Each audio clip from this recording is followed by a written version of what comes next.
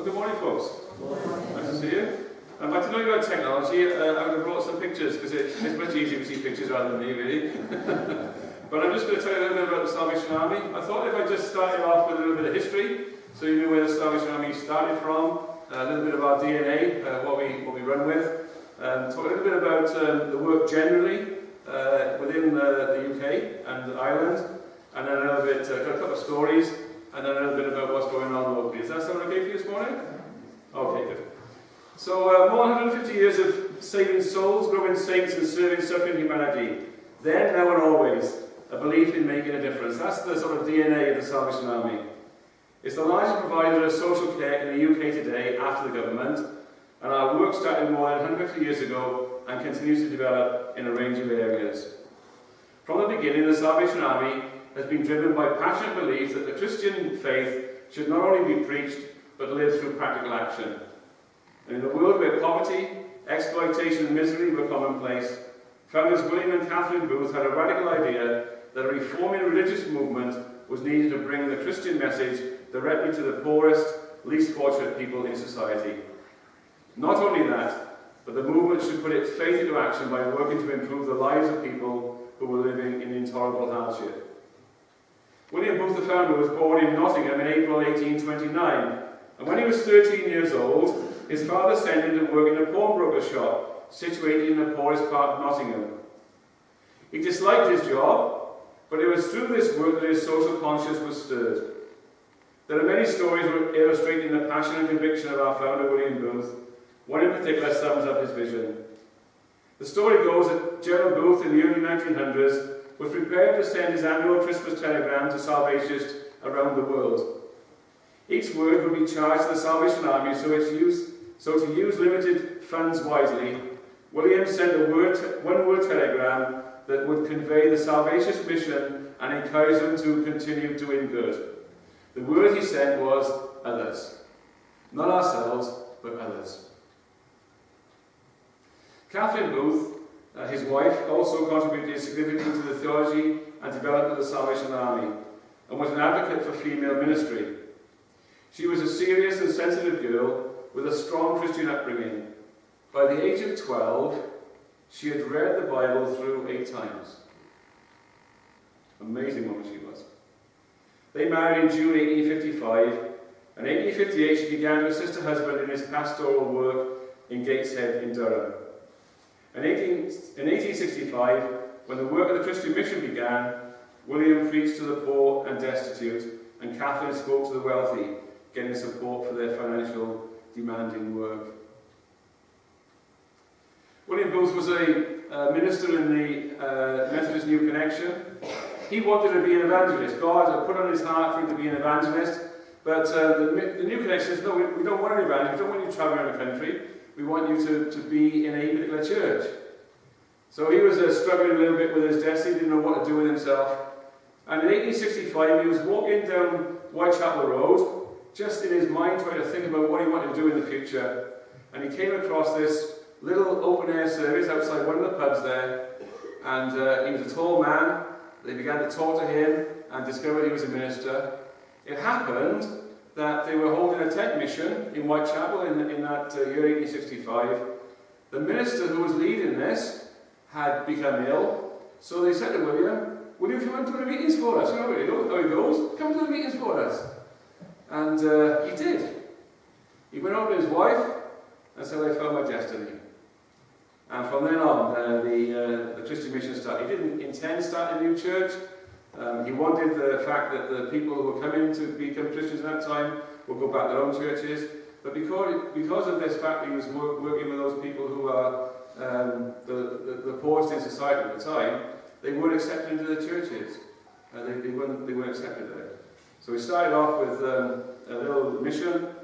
They were doing like some of the churches do these days, just bringing chairs into a room, setting it up, having a meeting, and carrying on from there. And it was called initially the East London Mission, but later on became the Christian Mission, and began to spread around the whole country. In 1878, the Christian Mission was an army in all but name, and they had an annual conference. And the little leaflet they had at the annual conference But the Christian mission is a volunteer army. And when William Booth saw that, he says, no, we're not a volunteer army. He crossed out volunteer and put in Salvation Army. And that's when the Salvation Army got its name. So it started in 1865, 1878 became the Salvation Army. Its first headquarters opened in Whitechapel Road in 1867. And in 1879, the first uniforms were introduced. So this is my summer uniform. I'll take this off. I was being a bit cool earlier. So you see, this is my summer uniform that we have these days until probably about 20 years ago. You see me in full kit, jacket and everything, you know, with all the flashes. These just signify the fact that I'm an officer, and the fact that there's a little crest on there just indicates I'm a major. I tell people that they start off as a cadet, and they have a couple of bands on there. There's a lieutenant is 1 pip, captain's 2 pip, and then you get this bit. I just say to people that the more the pips, the bigger the lemon. That's what it is. So we have this sort of quasi-military function. We have a guy who's the general of the Salvation Army. He's the person in charge. And some of you already know that he's in Merthyr Tydfil next weekend. So the world leader of the Salvation Army will be in Merthyr Tydfil. If you want to come along Saturday night, 7 o'clock at Riedecar. We've got services in there. We've got a celebration service on Saturday night, and then meetings at 10:15 and 6 o'clock. No, 5 o'clock, sorry, 5 o'clock. I'm forgetting it's 5 o'clock. We've got to be up there by 8 o'clock, so we've got to start early. 5 o'clock on Sunday, so come along to Riedecar and share some ministry with us there and some worship. In 1881, the work began to spread to continental Europe, and in 1884, the women's social work began with the opening of the first rescue home in Whitechapel. Myself and Lynn, my wife, we served in Whitechapel a number of years, 8 years we were there in Whitechapel in that area, and there were great times we had. We were running the largest hostel the Salvation Army has and still has in the area. It was, in that time, it was 166 beds with a 30-bed old people's unit on the top. I don't know why they put old people at the top of this building. I just never know, but they did. These were men who had been through the hostels over the years, and even today they found it difficult to settle into general homes for the elderly, and so we had this special home up there for these guys. There were days when I walked across that Whitechapel Road and I said to myself, thank God for William Booth. And there were days when I walked across it, William Booth, what were you doing? just as days go by, even as much as you are, and you know that God's in your life all the rest of it, there's just those times you think, oh, what's going on here? What's going on in life? So we began to develop from there in those early days. In 1885, an interesting thing you might like to know, that the Salvation Army successfully campaigned for the age of consent for girls to be raised from 13 years of age, as it was then, to 16 as it is now. And that was the work of the Salvation Army. There was a big court case that went on. The person that we were trying to identify the fact that young girls were being prostituted at 13 years of age, and it was unacceptable. And so there was a big court case because it appeared to the public that one of the people associated with the Salvation Army had abducted this girl, but when they got at the court, they were able to tell them that it wasn't abduction. We were actually trying to put forward this idea that it's too young for girls of 13 years of age to be prostituted. The missing persons work began in 1885, and several overseas countries after Booth discovered some 9,000 people went missing in London each year, known as the Inquiry Department, with the aim of reuniting families, and that work still goes on today. It's now called the Family Tracing Service, and we trace a lot of people during the year. William Booth was very keen that women would be part of the ministry. In actual fact, in 1878, when the Salvation Army, when the work of the Christian mission began in Merthyr Tydfil, he sent 2 young ladies here. They were the missioners at that time. They were known as the Saviours, and that started in 1878. So if you're good with your maths, you know that 2018 is 140 years of the Salvation Army in this area. So I think you're good with your maths this morning. Women officers in 1886 moved into slum districts to live alongside and serve people living in poverty. Known as Slum Sisters, they visited the sick, providing practical help and support to help women look after themselves and their families, advocated temperance and preached the message of Jesus. So from a very early part of the Salvation Army's DNA, it was there. And in recent years, we've done a similar thing, but not called Slum Sisters, but some of our young folk have gone into areas that have got poor housing situations, living alongside those folks and being that sort of intentional ministry there as well. The first shelter for women opened in Hanbury Street in London, and it's still the only Salvation Army hostel run for women specifically, still in London, in that area.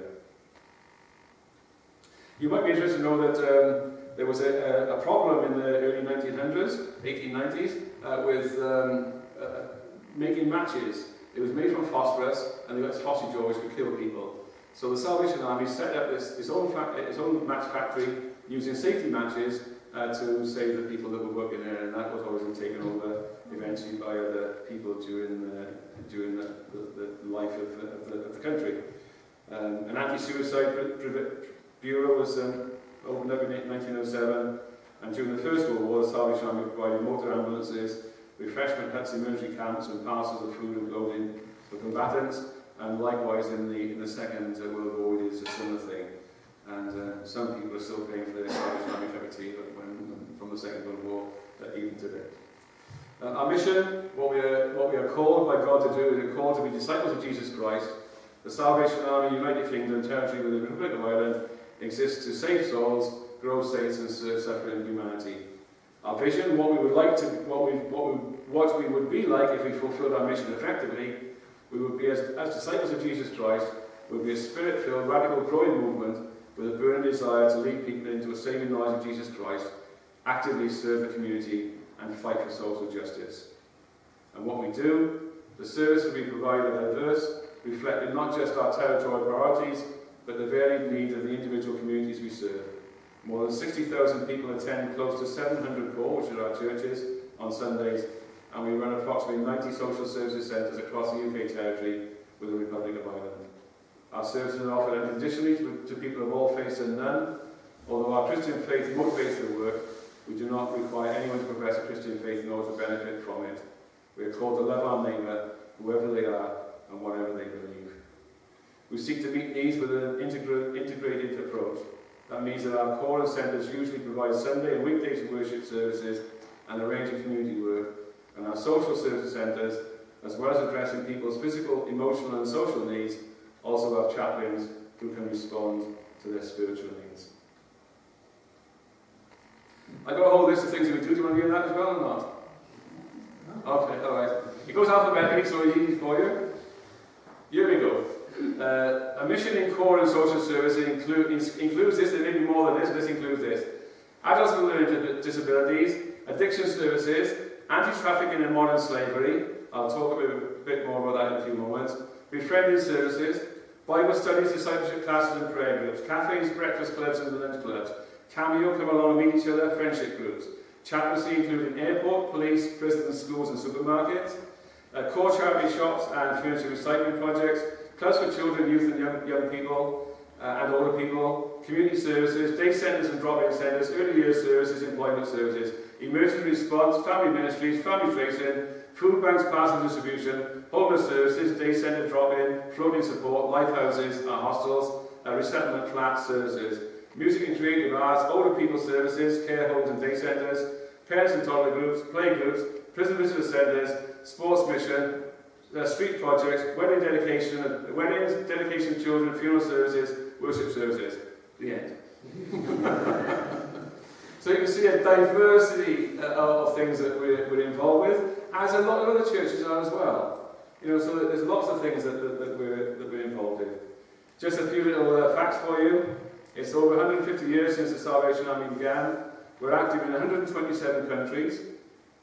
Close to 690 Salvation Army Corps across the territory, with 60,000 people attending worship meetings on Sundays, helping more than 3,000 people experiencing homelessness in our life houses every night, serving 3 million nourishing meals a year in Salvation Army community and residential centres, reuniting 1,800 families each year through the family tracing service, Each week, more than 13,000 young people attend our children and youth clubs, and responding to around 200 incidents a year with our emergency service vehicles. There's a lot of stuff we're involved with. So that's nationally what goes on. I'll give you a couple of stories of people who've been helped by the Salvation Army, just to get a flavour of the responses that people make under those circumstances. This is Kate's story. She was referred to the Salvation Army by the police after she'd been brutally beaten by her boyfriend when she was 8 months pregnant.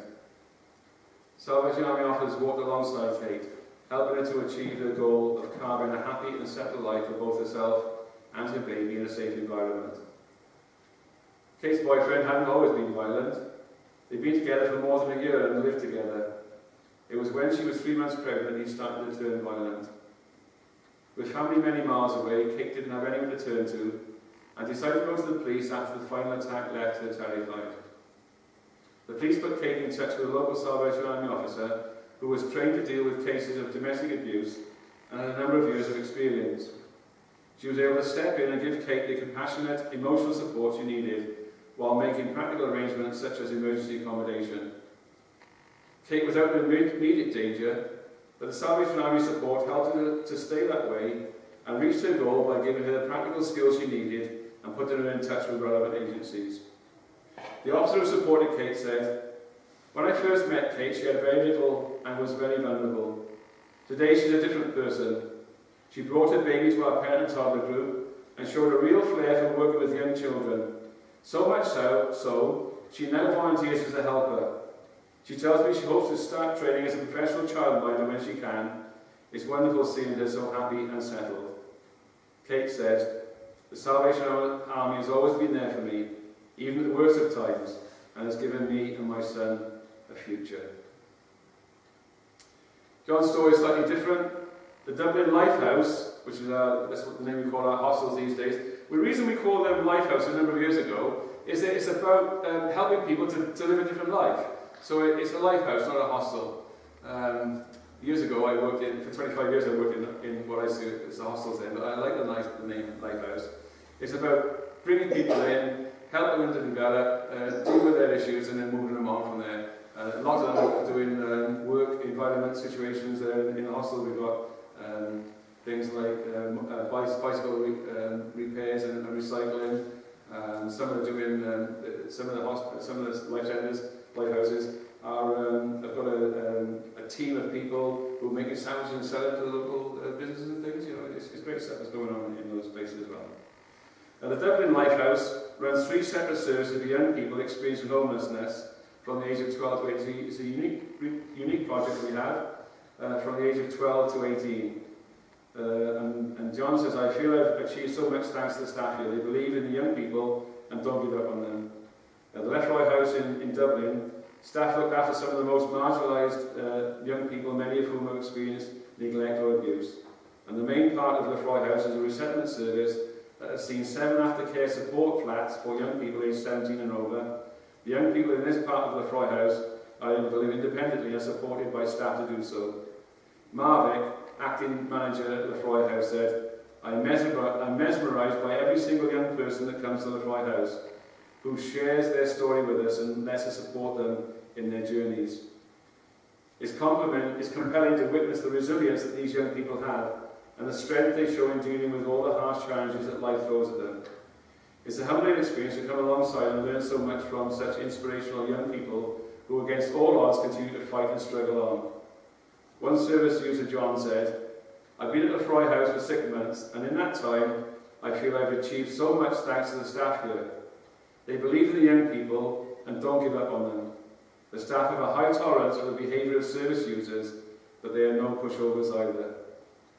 Lefroy House is home to the Nightlight project, which covers 2 emergency crisis services for young people aged between 12 and 18, and the emergency reception centre is open from 8 p.m. till 2 a.m. 7 days a week and can accommodate up to 14 young people.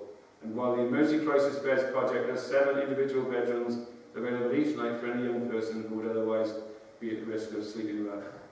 So there's a large range of stuff that the Salvation Army is involved with. I started to talk a bit more about the current situation with human trafficking. and slavery that we're involved in. A number of years ago, probably about 5 years ago, maybe a bit longer, I can't remember, and the Salvation Army were asked by the government to take on board this idea of helping people in these circumstances. And what happens for us is that when there's been a police raid on somebody who's been trafficked, or somebody escapes from their slavery situation and finds himself in police custody, the Salvation Army then contact me to find a place for them. We work with other agencies to provide accommodation, but our main task is to transport that person from one part of the country to another. So regularly, Lynn and I are on the call for this. We haven't done a journey yet recently. I've done a number before then. We get a message that comes out from the centre that deals with this, asking us if we could help in the journey. So, for instance, you might get a journey from somebody from London down through to Cardiff. That would probably take 2 teams of people. So somebody from London would initially pick the person up, bring them to, say, memory services, and then we swap over cars and bring them into Cardiff. We don't know the place where they go to eventually. There's a centre in Cardiff where we drop the person there, and then they're taken off then to a safe house. But that's what happens for us. We just transport people around the country. That's been some amazing journeys there, you know. Just people who've been trafficked and people who've been enslaved, and so we're happy with that. And I've just heard this week that the government have asked us to continue that contract until 2020, so we'll continue to provide that service. You still with me? Yeah. I'm just checking. Okay, we're on the last of that now. And then, do you usually ask questions as well? Well, I'll give you some time for questions. What time are we supposed to finish, haven't we? What time are we finish? Huh? Oh, we're okay. Alright, locally then, just a little bit about what's happened locally for us. Next week we celebrate, as I said, 140 years of continuous mission in Methodville, which commenced in 1878 by these 2 young women. Started as a Christian mission, and later that year became the Salvation Army. And I think I've already said that we've got the General of the Salvation Army. There's only one General. He's elected by a group of people at the end of it. He's here next weekend, and then 2 weeks after that we have a High Council, which will elect the next General. He's done 5 years service as General, and we'll have a new General later this year. He'll be elected by the end of May of this year. So he's coming to town, and as far as we can ascertain, it's difficult with records that go back 150 years, but as far as we can ascertain, the General's never been to Methodville before. So we're really proud about that fact. And we applied for this 2 years ago. We've been planning this 2 years. I'm going to say we clever when we can. No. It's going to be a fantastic weekend, and we're going to have some great celebrations, but there'll be some good ministry as well. We really pray that people get saved this coming weekend. We've been here 140 years, and this is from a worship point of view. We have services on Monday, Sunday morning and evening. We have a Sunday school on Sunday as well, a bit like yours. The children come in the first part of the meeting and then go off and spend some time together downstairs. Once a month we have a family service which is just open to everybody, and the children just become part of all that goes on during that day. And that's the reason why I was able to drop into this slot today, because somebody else has been at worship this morning. We have midweek Bible studies and prayer. We have one Bible study that started about 4 years ago with a number of new Christians. Interestingly, all women. There was no men at that time, all women. And so this group of women meet on a Friday for their Bible study, called Fired Up, led by one of the people in our church. That's a good time. And then on a Thursday evening, I believe the Bible studies and prayer that we have on Thursday evenings. We have a Book Companions group on a Tuesday afternoon, which is a mixture of a club and worship and witness. That's for older people. I won't specify an age on there, because it's open to everybody really. But over 50, you're welcome. Wednesday evenings, we have Jam Club, Jesus and Me Club, which is Christian teaching for 5 to 12-year-olds. support group on a Wednesday morning, 9:30 to 11:30. We call it Cafe Clutch. It's for parents, carers of children with additional needs, and not the children there with them, but it's a small group for those who are struggling with their children. We only run that during school times, but it's a support group for those people who are struggling with children with additional needs. And for those of you who may have had no children or no families in that situation, you know it's useful just to have somewhere you can just talk to other people who have experienced that.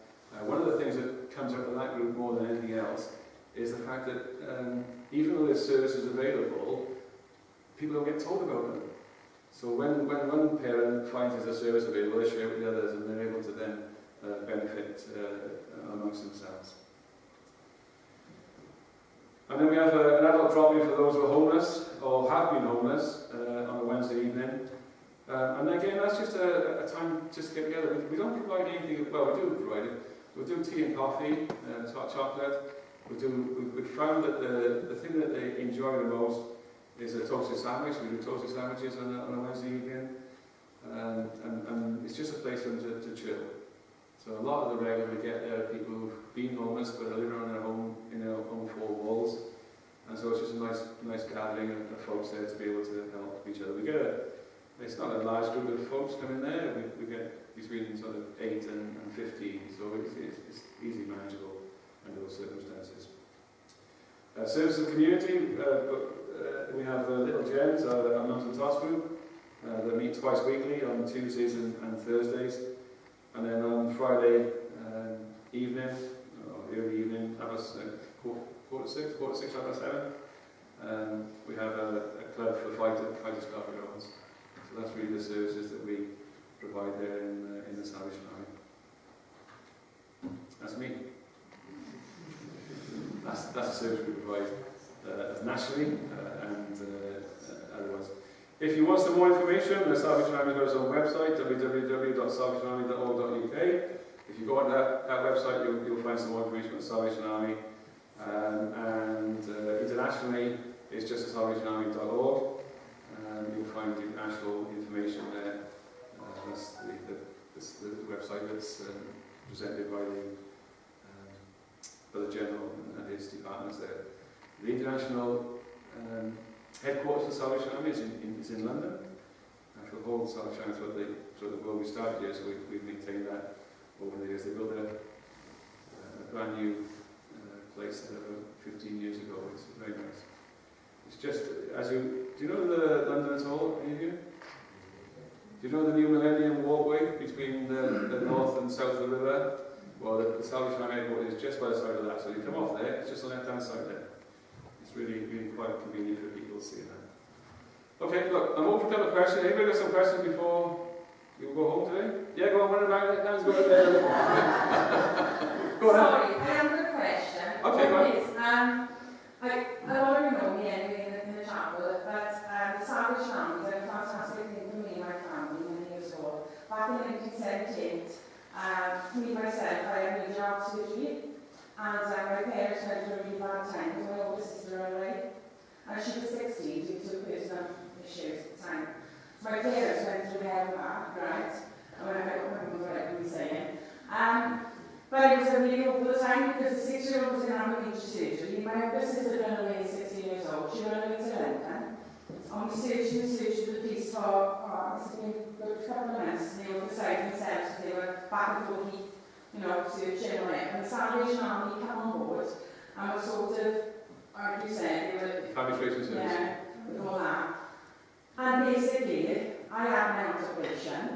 We were in hospital for about a week, 2 weeks, and I had to go back and things. And we came home one day, my father had been called by the Salvation Army, and no dress.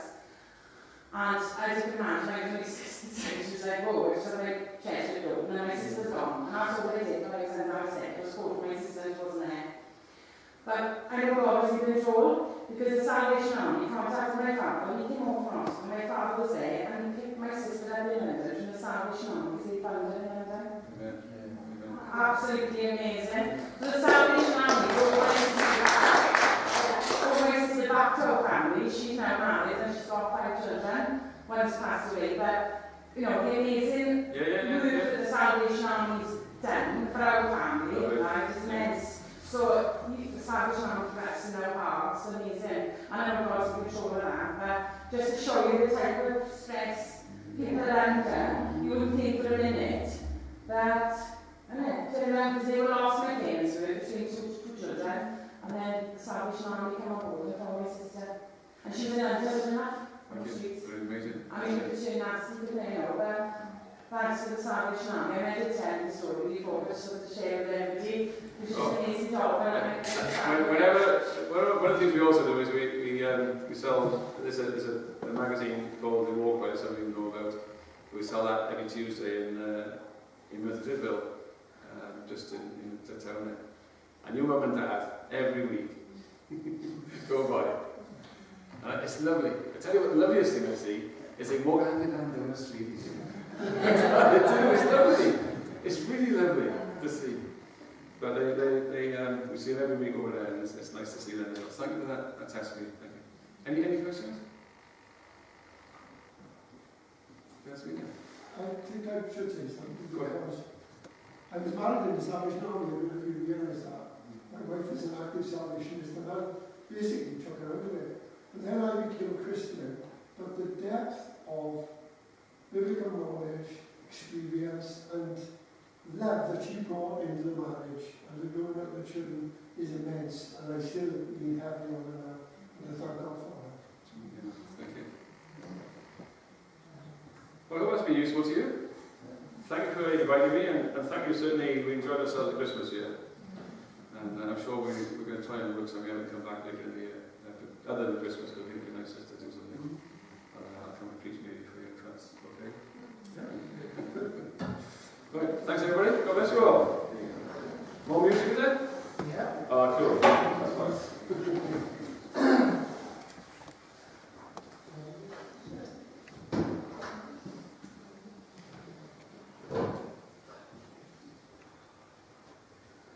I was going to ask you a question, be about another half hour answering it. But it's this. No, it's okay. It's you've heard of these wonderful things, and it's almost like there's an elephant in the room of why. Why do these people do these things? And I was having a conversation with a friend in the week, and you see, humanly speaking, we are of the frame of mind of I do, so therefore I get. And it's not like that with God. It's not like that at all. He sent his son to die on the cross, and that is sufficient. There is nothing that we can do to add to that or take that away. And it's God's grace and God's love that catches hold of hearts of people like we've heard about today. Thank you so much for coming. And compel people to do that. And it's God then, he's working with God, isn't it? And it's not for, any financial gain or any gain over it. Well, God's going to, if I do this for God, God will do this for me. There's none of that at all. It is purely through God's grace for what he's done for us. We're going to sing this song, Cornerstone.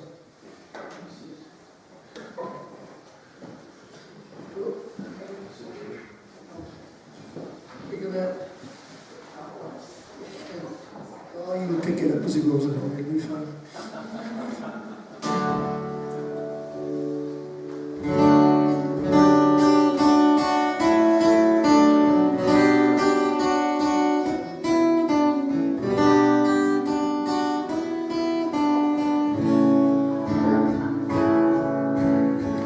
My hope is built on nothing less than Jesus' blood and righteousness. I dare not trust the sweetest frame, that holy trust in Jesus' name. Christ alone, cornerstone,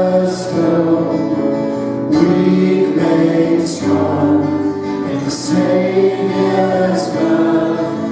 Through the storm, He is Lord, Lord of all.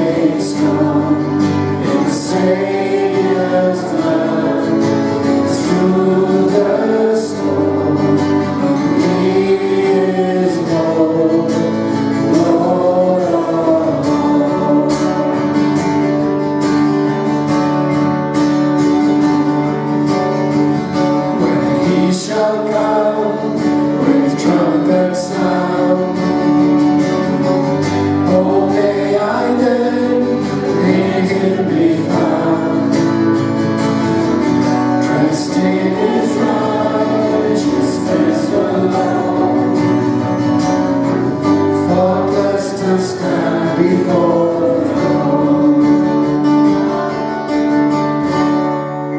Christ alone, cornerstone, weak made strong, the Saviour's love through the storm. He is Lord, Lord of all. Christ alone, Christ alone, cornerstone, weak made strong, when the Saviour's love through the storm. He is Lord, Lord of all. David, would you close, please? Lord Father, just thank this gentleman for coming, Lord. Just thank you for his share today. We're all about the Father's business. That's what we're about, Lord, in this village and in this valley. And just thank you for the presence of Salvation Army and the contribution they made to this town of ours, Lord, and to this country and to the world. In Jesus' name, Amen.